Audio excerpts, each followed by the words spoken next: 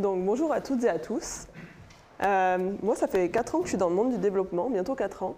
Et depuis le début, j'entends la phrase qui dit que si tu n'écris pas de test, ton code ne peut pas être quali. Et c'est en grande partie à cause ou grâce à cette phrase que depuis le début, je me pose la question de comment tester mon front-end, chose qui n'était pas forcément évidente pour moi à la base. C'est pour ça qu'aujourd'hui, j'aimerais vous parler d'une architecture pour tester son front. Je m'appelle Alexa Souvan, je suis développeuse mobile dans une entreprise de e-commerce, Coca, proche de Lausanne, en Suisse. Alors, ici, on a la pyramide de tests, avec les tests end-to-end en haut, les tests d'intégration et en bas, les tests unitaires. Les tests unitaires sont les plus nombreux. Et ils sont les plus nombreux parce que ils sont peu coûteux. Peu coûteux dans plusieurs sens. Déjà, dans un premier temps, ils sont normalement faciles à écrire et à mettre en place. On verra tout à l'heure que ce n'est pas toujours le cas. Deuxième chose, ils ont une boucle de feedback qui est très courte. Et je m'explique un peu plus sur ce point. Ici, vous avez le code de votre application, son cycle de vie jusqu'à la mise en prod, pré-prod ici. On va avoir plusieurs types de tests pour déceler les bugs. Dans un premier temps, les tests manuels. Eux, ils ne sont pas très efficaces, ils prennent du temps, vous pouvez louper des bugs. Et en plus, vous voyez que la boucle de feedback ici est très longue. Ensuite, on a des tests end-to-end et d'intégration. Eux, ce sont des tests automatisés qui run souvent dans la CI. Ce qui est cool avec ces tests, c'est que s'ils détectent un bug, donc s'ils cassent, le bug n'ira pas jusqu'en prod, pré-prod. Donc n'ira pas jusqu'à l'utilisateur. Enfin, les tests unitaires. Eux, ils run pendant la phase de développement. C'est cool avec ces tests, contrairement aux autres, c'est qu'au lieu d'aller voir dans la CI, la pré-prod ou la prod ce qui se passe, aller dans le code, reproduire le bug en local et le réparer, là, vous êtes directement en phase d'implémentation. Donc, vous avez un retour direct sur ce que vous êtes en train d'implémenter et donc sur les possibles bugs que vous êtes en train d'implémenter. Du coup, les bugs ont à peine le temps de voir le jour. Et ce qui permet de faire ça, en fait, c'est que ces tests sont hyper rapides. Vous voyez qu'ici, on passe 34 tests en 500 millisecondes. Du coup, les tests unitaires sont rapides et précis pour déceler les bugs. Maintenant, je vous parlais de ma vie au début de ma carrière en tant que dev. Au tout début, je travaillais sur des projets où il n'y avait pas de tests, que ce soit end-to-end, unitaire ou quoi. Donc, dès que je mettais en prod, j'avais de grandes chances que j'ai des fonctionnalités dans l'application qui pètent. Et j'avais aucun filet de sécurité, du coup, je faisais beaucoup de tests manuels avant de mettre en prod. C'était pas vraiment efficace. Et vu que c'est pas très bien vu d'avoir des bugs en prod, c'est plutôt bien vu de faire des tests pour éviter les non-régressions, on met en place des tests. Et comme les tests unitaires sont les plus simples, on met en place des tests unitaires. Mais là, c'est la première fois que tu fais ça, tu n'es pas vraiment guidé, il n'y a pas vraiment de vraie façon de faire. Donc la première chose qui te vient à l'esprit, c'est de tester individuellement chaque fonction. Donc là, en effet, tes fonctionnalités sont préservées. Par contre, durant la phase de développement, tu as de grandes chances que tu aies des tests qui pètent. Et souvent, pas pour les bonnes raisons. Du coup, je vais vous montrer un exemple. J'ai pris l'exemple le plus simple au monde pour vous exposer ça. C'est une to-do qui a deux comportements. Afficher l'état initial et pouvoir ajouter un item. Je vais dans mon code. Vous voyez que c'est du React ici. Il y a un seul composant. Et mon state est géré par Redux, avec mes actions, mon selector et mon reducer ici. Vous voyez que ici, dans ma fonction toDoId, dans mon reducer, j'ai un tout petit peu de logique quand il calcule son ID et qu'il ajoute l'item. Et du coup, je vais vouloir tester ça. Ce que je vais dans le doc de Redux, et j'ai ici une section dans testing, tester individuellement ces fonctions. J'ai une partie super avec mon reducer, pour le reducer ici, et j'ai un exemple. Ce que je fais, je prends ce code, et je l'ai déjà collé, mais c'est exactement le même code. Ici, je le colle dans mes tests, je vais les runner. Et mes tests passent. Bon, vous doutez bien que j'ai fait en sorte que mon code fit exactement avec ce qu'il y a comme exemple sur Redux. Comme test, j'ai affiché mon état initial ici, ajouté une to-do dans une liste vide ici, et ajouté une to-do dans une liste existante. Donc, tant que ces tests passent, mes comportements sont préservés, a priori. Ce que je vais faire maintenant, je vais dans mon reducer, et pour une raison ou pour une autre, vous voyez qu'ici, ma to-do a pour type, c'est un array d'item. Avec un item, c'est un texte, completed et un ID.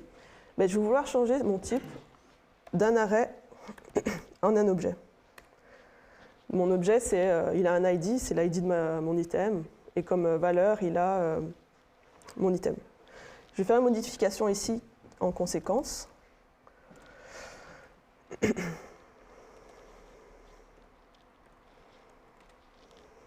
Je sauvegarde. J'ai des modifications à faire dans mes tests aussi. Hop. Hop là. Je sauvegarde et là, ben, je vois que j'ai mes tests qui fail. On va voir qu'est-ce qui se passe. Donc mes 3 tests fail ici.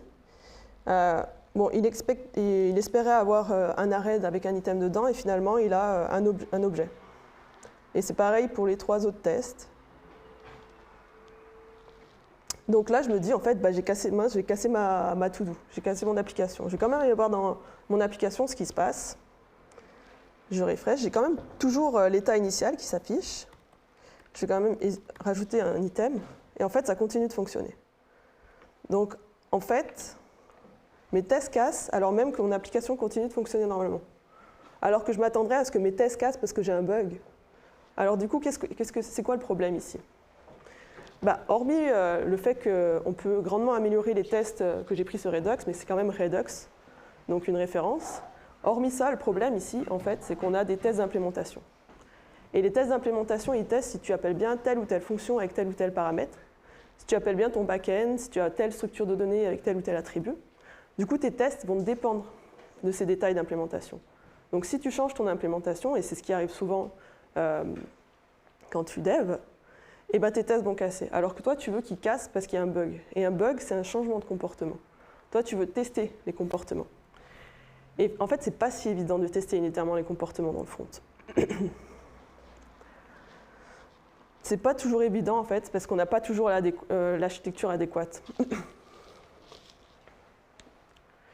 Et ce qu'on retrouve souvent dans les projets, c'est qu'on fait beaucoup de choses dans nos frameworks.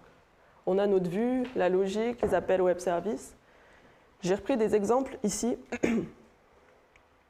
que j'ai trouvé des repos sur GitHub au hasard. Donc un exemple avec React ici, où vous voyez que dans ma vue, j'ai énormément de logique. Là, un exemple sur Angular, où on appelle un web service, et encore là, on appelle un autre module. Mais par exemple, ici, un exemple avec Svelte, où on fetch directement dans la vue. Et en fait, c'est même pas étonnant de retrouver ce genre d'exemple, parce que dans les documentations, c'est ce qu'on retrouve. Ici, dans chacun des frameworks. Et je vais vous montrer, par exemple, avec Vue. Vous voyez que l'API URL, ben ici, on la fetch dans notre vue.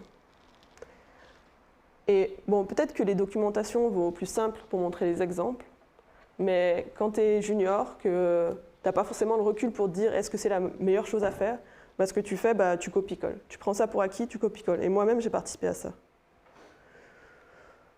Du coup, tu te retrouves avec une architecture comme ça. En gros, pas d'architecture, où bah, tu as vue, tu as ta logique dans ta vue, et tu as tes appels à web service. Tu as tout dedans. Donc en gros, en faisant ça, tu es en train de coupler la vue, la logique et les appels au web service à ton framework. Et ça, ben, c'est difficile à tester unitairement. C'est difficile à tester unitairement parce que déjà, tu es en train d'être dépendant de ton framework pour tester. Donc si tu n'as pas de testing library, bah, tu ne testes pas unitairement. Et deuxième chose, bah, tu vas devoir contrôler ton environnement autour. Et ça, quand ton projet devient un peu complexe, bah, c'est difficile à faire, c'est source d'erreurs et en plus, bah, tu peux encore finir avec des tests d'implémentation. Je vous ai mis un autre exemple. Alors ici, c'est une nouvelle to-do, c'est un nouveau repo, il y a un autre état initial. Vous voyez, donc c'est toujours du React. Vous voyez que je fetch dans ma vue, bon, c'est des données en local, je fetch dans ma vue. Je vais vouloir tester ça. Donc pour ça, je vais sur la doc de React qui est là, pardon. Je vais dans la doc de React. Vous voyez ici, on a une section data fetching. Donc ce que je fais, bah, je prends le code qui est ici, code exemple. je vais dans mes tests, je le colle. Alors moi, je n'ai pas un fake user, j'ai un fake to do que je vais retourner ici.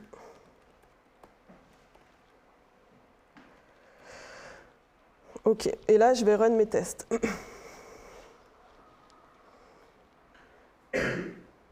OK, top, mes tests passent. Par contre, avec cet exemple, ce qu'on voit ici, en fakeant ma to-do, c'est qu'on est en train de se lier à nos données. Là, on est en train de définir un arrêt. Donc, comme dans l'exemple tout à l'heure, si je change mon arrêt en objet, ben, mon test, c'est sûr qu'il va casser.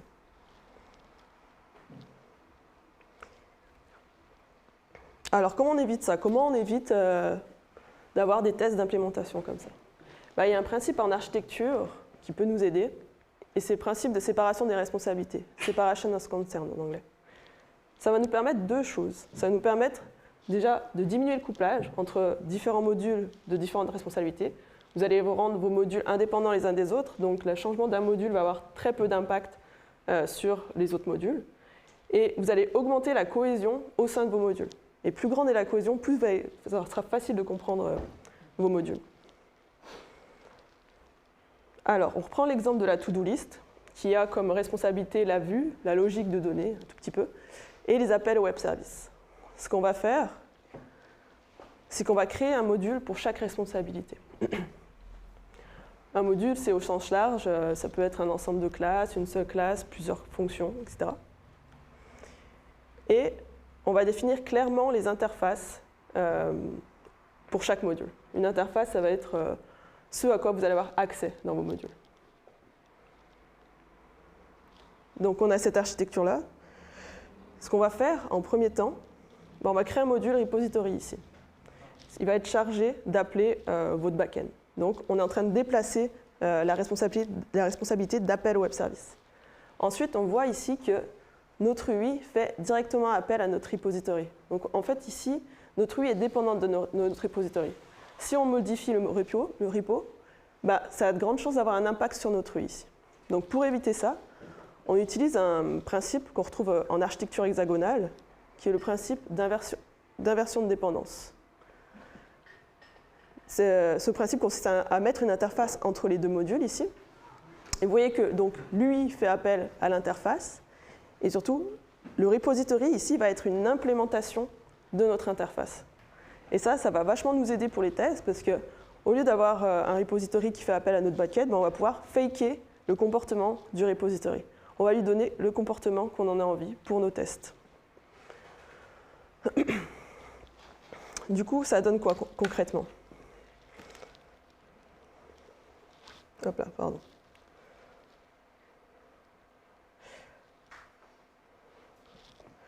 Alors, je suis toujours sur le même repo que tout à l'heure avec ma to-do.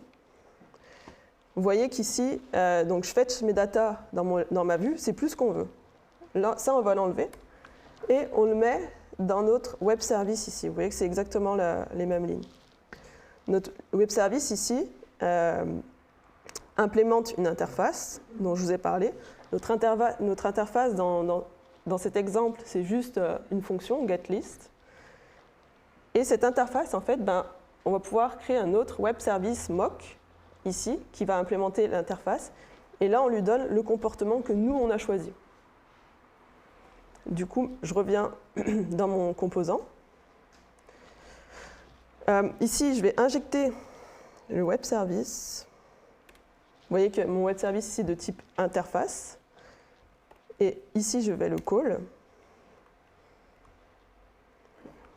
Alors là, il ne va pas être content parce qu'il veut que j'injecte les web services partout où j'appelle mon composant, ici. Hop. Donc là, le web service que je mets, c'est vraiment celui qui appelle le back-end. Et il n'est toujours pas content parce que dans mon test aussi, j'appelle mon composant. Et ici, contrairement à l'autre, ce que je vais injecter, c'est le mock. Donc le comportement qu'on a choisi de lui donner. Hop, j'ai plus besoin de ça. Je sauvegarde. Et là, j'ai mes tests qui passent. En 2 lignes, on a réglé notre problème. On n'est plus lié à nos données. je vais quand même vérifier que dans ma to-do, alors, je l'ai perdu.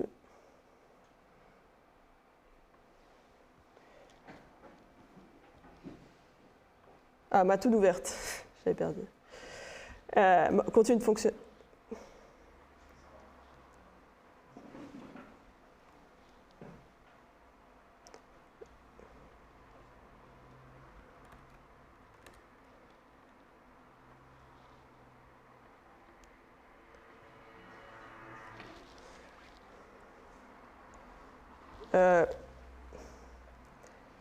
Bon, croyez-moi, elle marche, elle continue de fonctionner. Désolée, c'est l'effet présentation. Mais elle marche. OK. Maintenant, du coup, on a déplacé notre web service. Ce qu'on va faire la même chose avec la logique ici où on va déplacer. Ce qu'on va faire, on va déplacer la logique dans un store ici qui va gérer la logique de données. Et vous voyez qu'ici, on appelle directement le store. Ce qu'on veut, on va mettre deux fichiers entre les deux. Donc le viewModel et un dispatcher ici. Le viewModel, ça va être les données qui vont être disponibles pour votre vue. Ça va définir les données qui vont être disponibles pour votre vue. Et le dispatcher ici qui va définir les actions qui vont être possibles sur vos données dans le store. Et vous voyez qu'ici, on lit l'interface, on appelle l'interface depuis notre UI, alors que l'interface gère plutôt des données du repository. Donc ce qu'on va faire, ce qui est plus logique, c'est d'appeler notre interface depuis notre dispatcher ici. Et du coup, ça donne quoi concrètement? Mais là, je passe sur un autre repo, heureusement. Mais hop. Donc, ma to-do list bleue, c'est des données qui viennent de Firebase, donc remote, pour le coup. C'est toujours du React. Ici, vous voyez que mes tests passent. Et ici, on a notre viewModel. Donc, c'est une liste seulement. Donc, c'est les données qui sont accessibles depuis ma vue. Et j'ai mon dispatcher ici. Donc, il y a deux actions possibles. C'est refresh ma to-do list ou ajouter un item qui, vous voyez, qui appelle mon web service ici et qui appelle aussi mon store, les actions de mon store. Parmi mes tests, ici, j'ai mes tests de ma donnée, en fait, de mon store qui se trouve ici. Donc, je dois retourner la liste et dois ajouter un item. Vous voyez qu'ils sont assez simples, mes tests. Assez lisibles, surtout. Et ici, j'ai un test d'interface pour afficher la liste. Ce qu'on va faire, on va reprendre l'exemple du début, où je change ma structure de données, où je passe d'une to-do list array à un objet. Donc, je fais ça ici.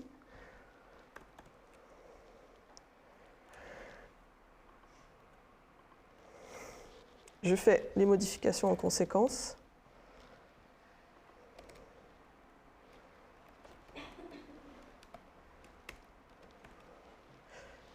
Et là, il ne va pas être content parce que, également dans mon mock, il me dit que ce n'est pas le bon type. Ici, 10.list.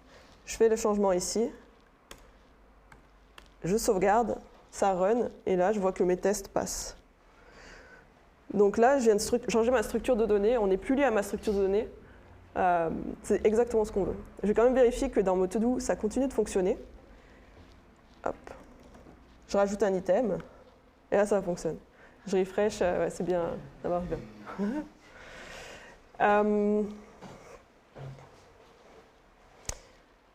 Du coup, pour conclure, peut-être prendre du recul sur les documentations. Quand on est junior, peut-être prendre pas toujours ça pour acquis et peut-être qu'il y a de meilleures choses à faire. Ils savent eux, ils ont peut-être leur propre contexte pour montrer des exemples. Tester les comportements plutôt que l'implémentation. Si vous ne voulez pas finir avec des tests fragiles qui cassent à tout bout de champ et qui vous dégoûtent un peu des tests, ça m'est arrivé sur un projet. Et pensez au principe de séparation des responsabilités pour avoir un code lisible, modulable et testable. Du coup, j'ai mis vous pouvez retrouver le repo sur mon GitHub ici. Et je voulais remercier aussi Crafts Record et Mixit de nous donner l'occasion d'être ici aujourd'hui. Et merci Julien, en plus d'être un excellent orateur, merci pour tes conseils, c'était top.